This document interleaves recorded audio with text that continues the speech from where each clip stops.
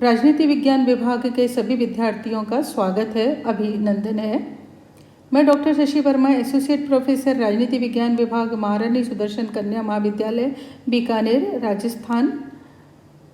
MA final के 9th paper मानव अधिकार एवं कर्तव्य के अंतर्गत आज हम अमेरिका के अधिकार घोषणा पत्र पर चर्चा करेंगे।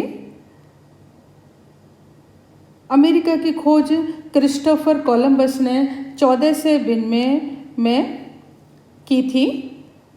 ऐसा माना जाता है कि कोलंबस ब्रिटेन से भारत की यात्रा पर निकले थे समुद्री मार्ग से, और वो रास्ता भटक गए। ऐसी स्थिति में वो अमेरिकी तटों पर पहुंच गए और इस तरीके से उन्होंने अमेरिका की खोज की थी।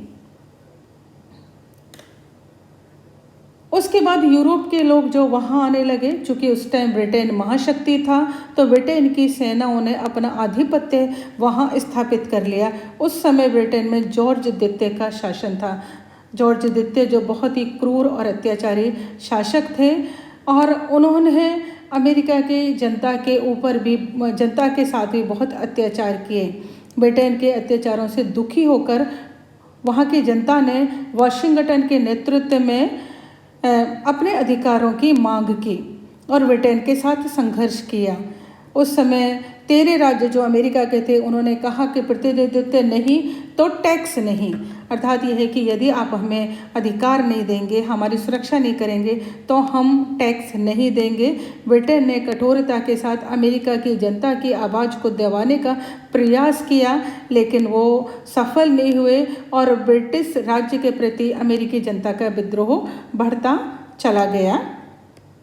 इस तरीके से अमेरिकी क्रांति हुई और 4 जुलाई 1776 को जॉर्ज वाशिंगटन के नेतृत्व में अमेरिका आज़ाद हुआ। 1976 में ही अमेरिका ने अपने स्वाधीनता का घोषणा पत्र जारी किया।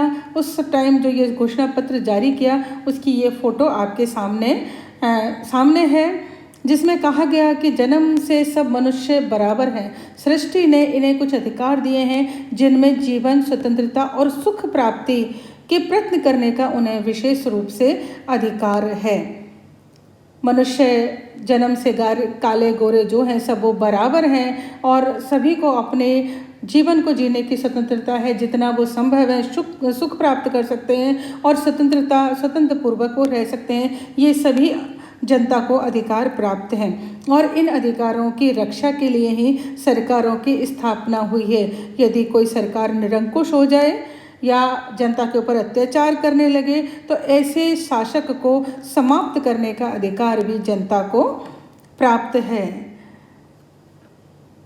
1779 में अमेरिका ने अपना लिखित संविधान जारी किया और अमेरिका ने अपने आप को लोकतंत्रात्मक शासन के रूप में स्थापित किया। अमेरिका ने धर्मनिरपेक्ष राष्ट्र के अवधारणा को अपनाया।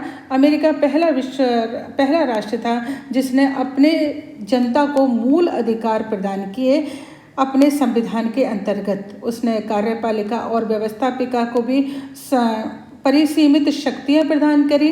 इस तरीके से अमेरिका में लोकतंत्रात्मक शासन व्यवस्था की स्थापना हुई। अमेरिका ने न्यायपालिका को भी न्यायिक पुनरावलोकन की शक्ति प्रदान कर मानव के अधिकारों की रक्षा कवच बनाया।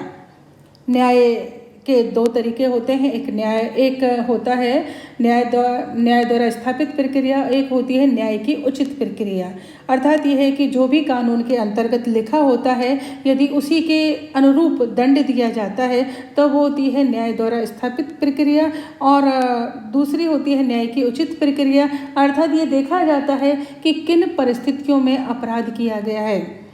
जैसे कि एक व्यक्ति यदि दूसरे व्यक्ति का मर्डर कर देता है, हत्या कर देती है, ऐसी स्थिति में उसे मृत्यु दंड दिया जाना चाहिए। लेकिन उसकी परिस्थिति देखनी चाहिए कि यदि कोई महिला है और अपनी इज्जत बचाते हुए सामने वाले का मर्डर कर देती है, या एक व्यक्ति अपनी जान बचाते हुए सामने वाले का मर्डर कर देता है, ऐसी स्थिति में उसकी परिस्थितियों को देख कर ही उसको दंड दिया जाना चाहिए। अमेरिका घोषणा पत्र में जो अमेरिकी जनता को अधिकार दिए गए, उसमें प्रमुख हैं उन्हें धर्म, भाषण और प्रेस की स्वतंत्रता प्रदान करी गई कि वो किसी भी धर्म को अपना सकते हैं।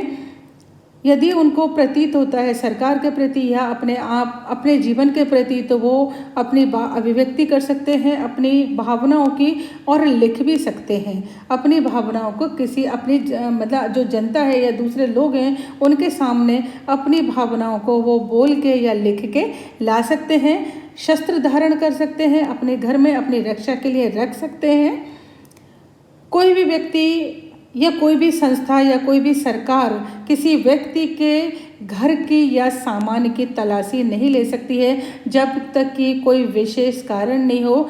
यदि सरकार जब तक नहीं कहे वो अपराधी नहीं हो या उसने अपने घर में कोई अनुचित चीज़ नहीं छुपा के रखने का अंदेशा हो, तब तक उसकी स्वतंत्रता, तब तक उसके घर की तलाशी नहीं ली जानी चाहिए। वहाँ अपनी जनता को उन्होंने निष्पक्ष न्याय का अधिकार प्रदान किया गया, और संपत्ति रखने का अधिकार, जो अपनी वो अर्न करते हैं, कमाते हैं, उस संपत्ति को रखने का अधिकार अमेरिका की जनता को दिया गया है।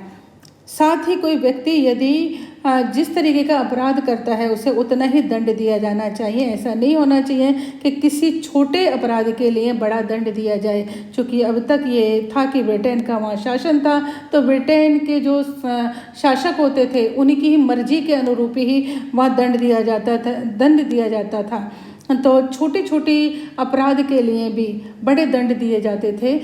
ब्रिटेन के शासनकाल में सबसे बड़ा अपराध तो यही होता था कि कोई भी व्यक्ति यदि स्वतंत्रता की मांग करता था तो वो सबसे बड़ा अपराध होता था। और ऐसी स्थिति में ब्रिटेन के जो शासक थे वो बहुत ही कठोर सज़ा देते थे।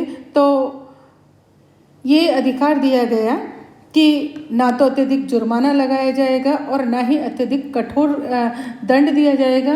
व्यक्ति जिस तरीके का अपराध करेगा उसी के अनुरूप उन पर जुर्माना लगाया जाएगा और दंड दिया जाएगा। दासता को पूरी तरीके से निषेध कर दिया गया। कोई व्यक्ति किसी को खरीद नहीं सकता, किसी व्यक्ति को खरीद नहीं सकता, और ना ही उससे दासता करवा सकता है, अपना दास बना सकता है, अपना नौकर बना सकता है उसको। चूँकि अमेरिका के अंतर्गत तब रंग भेद बहुत फैला हुआ था, गोरे और काले का वहाँ पे हमेशा से ही वहाँ पे संघर्ष चलता रहता है। तो ये अधिकार दिया गया कि इस रंग भेद के आधार पर, गोरे काले के आधार पर किसी भी नागरिक को उसके अधिकार से वंचित नहीं किया जा सकता है। सभी जो नागरिक हैं समान हैं शासन के अंतर्गत और सभी को समान अधिकार प्रदान किए जाएंगे। अमेरिका में लोकतंत्रात्मक शासन की व्यवस्था हुई थी। जनता का शासन जनता के लिए, जनता के द्वारा ही स्थापित किया गया था। ऐसी स्थिति में मताधिकार का जो अधिकार था, मत देने का अधिकार था या शासक को चुनने का अधिकार था, वो वहाँ के विश्व नागरिकों को दिया गया और ये अधिकार वो मत देकर प्राप्त कर सकते थे। इस तरीके से कुछ जो अधिकार थे वो अमेरिका की जनता को अमेरिका के घोषणा पत्र के द्वारा प्रदान किए गए थे।